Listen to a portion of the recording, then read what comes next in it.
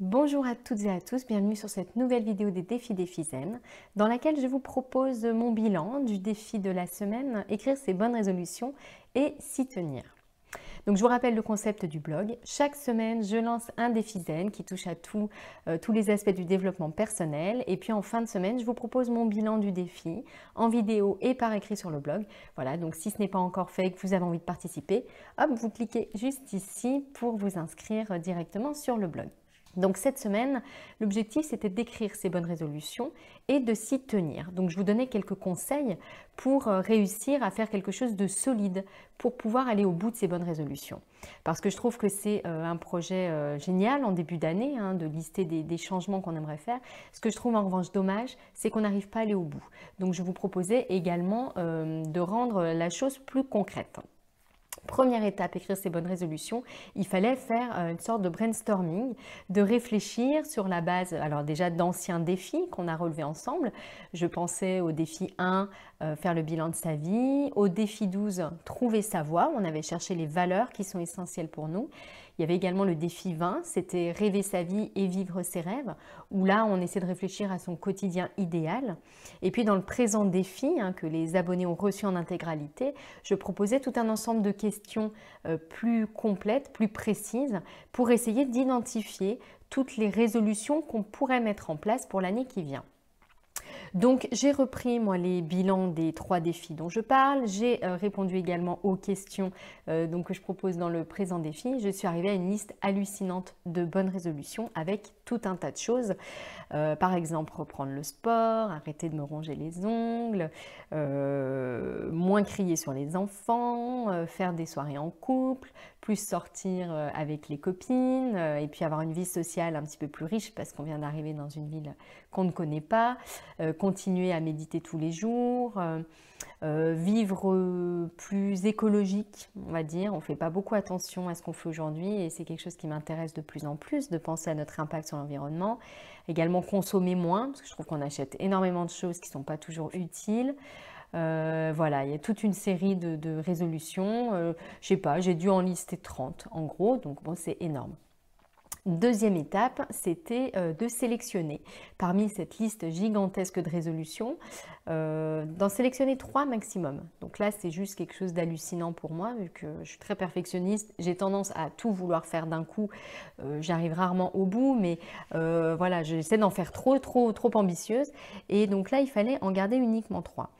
Donc ce que je proposais, c'était de les reprendre, de voir ce qui vous tient le plus à cœur, ce qui est le plus urgent, ce qui vous met un petit peu en échec depuis longtemps, et puis d'essayer de se concentrer sur ces résolutions-là. Après moult réflexions, et puis de grandes questions existentielles, est-ce que je préfère ci, est-ce que je préfère ça? Bref, je suis arrivée à me mettre d'accord sur mes 3 bonnes résolutions de l'année 2016. Alors la première bonne résolution que j'ai décidé de garder, c'est je bichonne mon couple.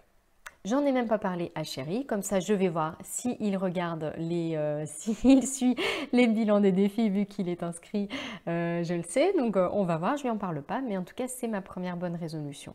C'est de bichonner mon couple parce qu'on a eu un deuxième bébé il y a 4 mois, que comme tous les couples qui viennent d'avoir des enfants, c'est un peu difficile, on n'a pas beaucoup de temps pour nous. Voilà, on a tendance un peu à reporter sur l'autre sa fatigue, sa colère, son stress, bon bref. Donc c'est vraiment ma priorité, ma bonne résolution numéro 1. Deuxième bonne résolution, ne plus crier sur mes enfants et les bichonner. Donc également, c'est quelque chose que je ne supporte pas. Parfois de ne pas réussir à garder mon calme vraiment avec les enfants et puis à vouloir aller trop vite. Des fois je passe à côté de certains moments. On a relevé ensemble un défi zen, c'était le défi zen numéro 9, être une maman zen. Voilà, c'est quelque chose que j'ai envie de mettre également au cœur de mon année 2016. Les premières années de la vie des enfants, c'est essentiel. J'ai pas envie de les rater, j'ai vraiment envie d'essayer de leur offrir ce qu'il y a de mieux. Et puis ma troisième bonne résolution que j'ai conservée, c'est notre vie sociale. C'est vraiment d'avoir une vie sociale plus riche. J'aime beaucoup la convivialité, la simplicité, la bonté également. Ce sont des valeurs qui sont vraiment importantes pour moi. j'ai envie d'aller davantage vers les autres au quotidien, par exemple dans le quartier, les parents d'élèves, la vie locale. J'ai envie d'organiser des choses, voilà, tout simplement, sur Avignon, puisqu'on y est arrivé il y a seulement quelques mois. Troisième étape, donc une fois ces bonnes résolutions notées par écrit et sélectionnées, troisième étape, c'est de rédiger son plan d'action. Hein, il ne suffit pas de dire je m'engage là-dessus, puis d'attendre qu'on soit au 31 décembre de l'année et puis de se dire ah bah tiens, ah, j'ai abandonné, j'ai oublié. Non, c'est évidemment de faire vraiment un plan d'action, donc de découper chacune de ces résolutions, de leur associer une échéance. Alors, je ne vais pas faire le détail de tout ce que j'ai mis, hein, mais, parce que je suis allée vraiment dans la précision. Mais par exemple, je bichonne mon couple, ça donne quoi? Ça donne trouver une babysitter, planifier une première soirée pour la deuxième quinzaine de janvier, ensuite réserver 2 soirées par mois. Il y a également un blog que j'ai découvert, Mon couple heureux, que je trouve très sympa. Donc il propose un petit jeu, bah, c'est de le faire par exemple ce week-end vu qu'on part en week-end, donc je vais le prendre avec nous. C'est également de préparer des petites surprises de temps en temps. Des petites attentions, je trouve que c'est pas grand chose et puis que c'est sympa.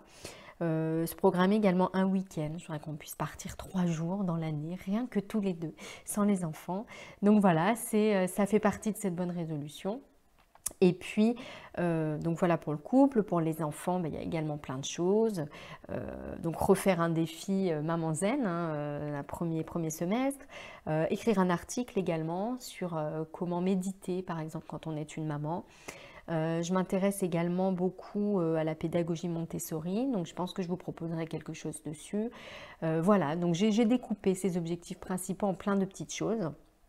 Et puis, j'ai fixé des échéances. Bon, j'ai un petit peu le défaut de tout mettre au début, donc j'essaie d'étaler au maximum dans l'année, hein, parce que ça ne sert à rien de mettre 10 échéances au 15 janvier. Voilà, je n'y arriverai pas. Donc il faut, voilà, je trouve que c'est important, si on veut aller au bout, de les étaler au maximum. Et puis, dernière petite chose, avant de vous laisser, c'est, mon avis, ce qui est essentiel, de programmer ensuite des alertes hein, sur le calendrier de son téléphone. C'est un outil que j'utilise beaucoup. Bah, c'est de rappeler les échéances à cet endroit-là. Voilà, donc c'est mon bilan.